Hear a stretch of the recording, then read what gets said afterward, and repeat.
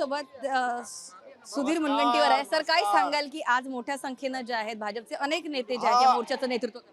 हा हुंकार आहे स्त्री शक्तीचा. रामायणामध्ये मा सीतेचा जेव्हा सन्मानाचा विषय आला तेव्हा वानर सुद्धा रावणाला पराभूत करण्यासाठी आले. रामायण घडलं. महाभारतात जेव्हा मा द्रौपदीचा विषय आला तेव्हा महाभारत घडलं. आता महिलांच्या सन्मानासाठी 33% आरक्षणाचा विषय आहे. काँग्रेसचा निपात होईल. आज 21 राज्यात भाजप आणि NDA सरकार आहे. हे 3 राज्यात आणि अशा पद्धतीने यांचं जर राजकारण राहिलं तर फार फार वर्षापूर्वी काँग्रेस नावाचा राजकीय पक्ष होता असं म्हणावं लागेल. पण मग विरोधक असाही प्रश्न विचारत आहेत की जेव्हा डिलिमिटेशन असेल तेव्हाच आरक्षण देऊ, पण आहे त्या जागांवरती आरक्षण देणार नाही, अशी का भाजपची भूमिका आहे? मला लक्षात येत नाही किती जीबीचा मेंदू आहे. आपण 1952 मध्ये ज्या जागा होत्या त्या लोकसंख्या वाढीनुसार 1971 मध्ये वाढवल्यात ना. आणि तुम्हाला काय त्रास आहे? महिलांना 33% आरक्षणासाठी जागा वाढवल्यात, त्रास काय आहे? अरे प्रतिनिधित्व योग्य होईल ना.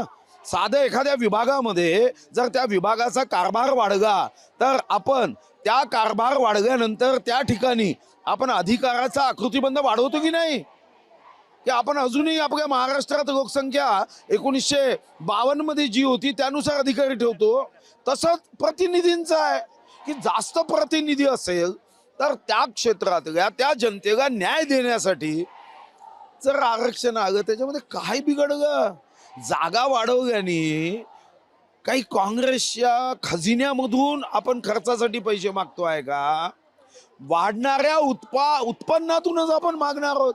मला वाटतं की हे काही बरोबर नाही आहे. प्रश्न, कारण नेहमी जेव्हा मोर्चा आंदोलन असतं तर कोणतेही नेते असू दे, मग ते भाजपचे असू दे किंवा विरोधकांचे कोणतेही, पक्षाचा झेंडा जो आहे, पक्षाचं निशाण असतं शर्टवरती.